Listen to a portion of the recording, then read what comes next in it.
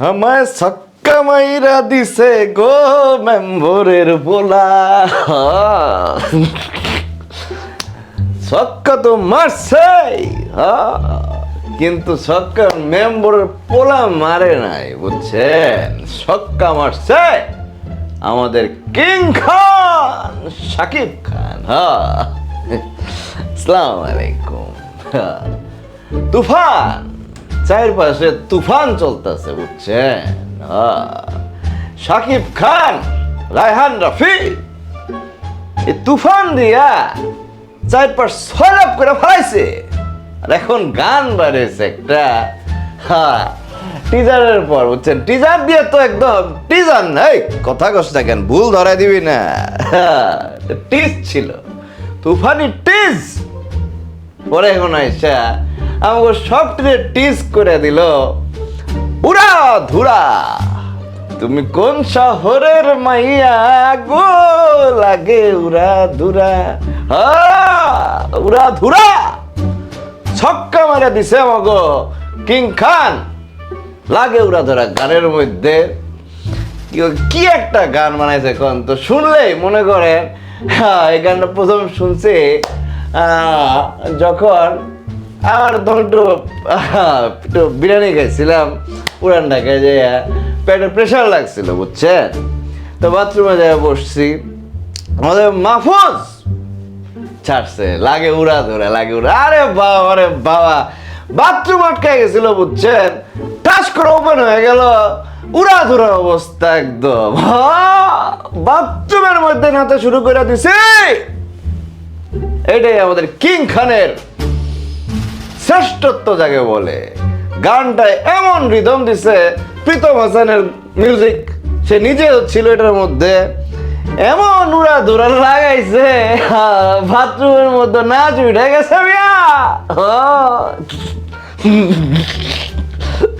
যাই হোক, এটা কিন্তু পচাইতেছি না, গানটা সত্যি।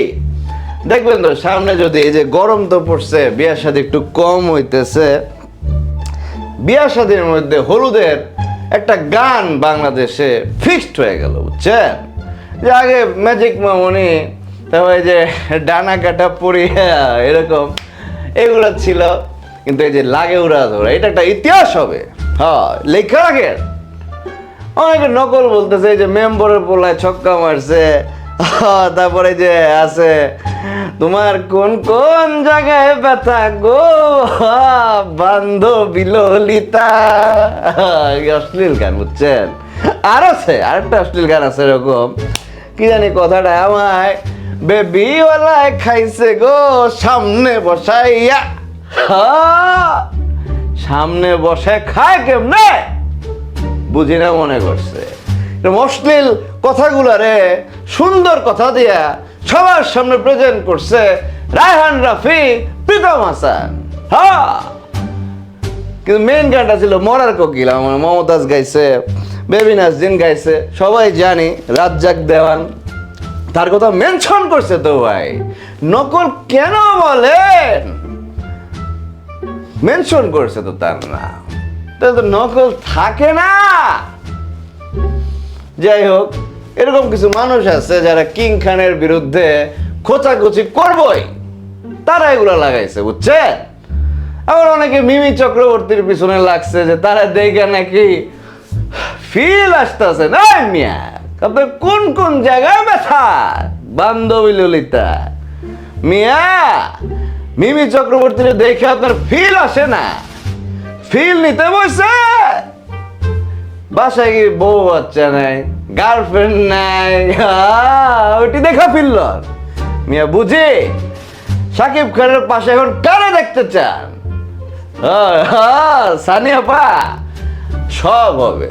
শাকিব খান যেই পর্যায়ে গেছে, অচিরে আমি দিব্য দৃষ্টিতে দেখতে পাইতেছি, কিরে বলিউডে, তামিল, তেলেগু, যে কোনো জায়গায় শাকিব খান তার ডিমান্ড আসবে, কল আসবে, সানিয়া পাকেন সব আপারা তার পিছনে হুড়মুড় খায় পড়বো। দেখছেন যে কলকাতার যে নায়িকাগুলা, আমি দেখতেছিলাম একটা ক্লিপ, সবাই শ্রাবন্তী, শুভশ্রী, তারপরে যে ম্যাডা কৌশানী, পায়েল, যারাই বলেন এক বাক্যে রাজি, শাকিব খান হইলে তো অ্যাক্টিং করবই, না করা উপায় নাই নাই। মিমি চক্রবর্তী একটা ফ্লপ দিয়ে যাইতেছিল, সুপারস্টার দেব সেই রকম সুপারস্টার জিৎ, আমাদের জিদ্দা সবার সাথে অ্যাক্টিং করলো, হিট করে দিতে পারতেছে না। শেষ পর্যন্ত শাকিব খানের ডানার মধ্যে ভর করলো। এইবার দেখবেন মিমি চক্রবর্তী লাইফ একদম ইউটার্ন করে ঘুরে যাইব। বাংলাদেশ, ইন্ডিয়া সব জায়গার নায়িকারা শাকিব খান রে ধইরা ক্যারিয়ার ঘুরায় ফেলতে চাইতেছে। ইদিকা বলরে দেখছেন প্রিয়তমা করার পর কেমনে টার্ন নিল, দেবের সাথে সিনেমা করতেছে।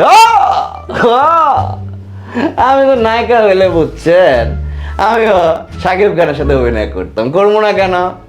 নিজের ক্যারিয়ার নিয়ে ভাববো না, মাথার মধ্যে কিছু নাই। আপনাকে মতো মিমি চক্রবর্তীর মতো ফিল খুঁজি নাকি মিয়া? নিজের মেডিকেল টেস্ট করান, কি কয় না কয়। একটা মেয়ের পেট নিয়ে কথা কন, মানে লজ্জা লাগে বুঝছো? আমি বুড়া মানুষ ফিলে টকবক করে, আর এই যুবক পোলাবেনরা কিসের ফিল খুঁজে? গান না দেখে ফিল খুঁজেন মিয়া, নকল খুঁজেন। একটা সুন্দর গান, পারফেক্ট আইটেম সং কমু না কি কমু জানি না, শাকিব খানের 25 বছর পূর্তি উপলক্ষে ওদিন রিলিজ করলো, পটায় বলাইছে। মনে করেন 3, 4, 5 মিলিয়ন ভিউ হুড়দুম করে উঠতেছে, উঠবে। শাকিব খানকে কংগ্রাচুলেশন তার 25 বছর উপলক্ষে। তুফানের আরো ঝলক দেখার অপেক্ষা করতেছে, আসবে। আমি একটু দেরি করে বলেছি বুঝছেন, কাজ কর্মে আমাদের মধ্যে ভিডিও করা হয় না। আবার আসো, তুফান নিয়ে কথা কমো, এখন লাগে উড়াদুরার মধ্যে থাকুন।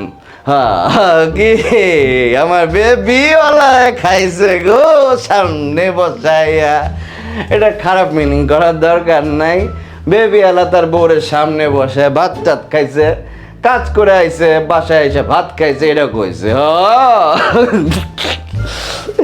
মনটা এরকম পবিত্র করবেন, সৎ করবেন, আর তুফানের সাথে থাকবেন, আমাদের কিং খানের সাথে থাকবেন। বাংলাদেশকে উঁচু জায়গায় নেওয়া শুরু করছে নিজের এই স্টেজে আইসা কিং খান। দেখবেন আর কই নিয়ে যায়। সবাই সবার জন্য দোয়া করবেন, আমার জন্য দোয়া করবেন। আল্লাহ হাফেজ।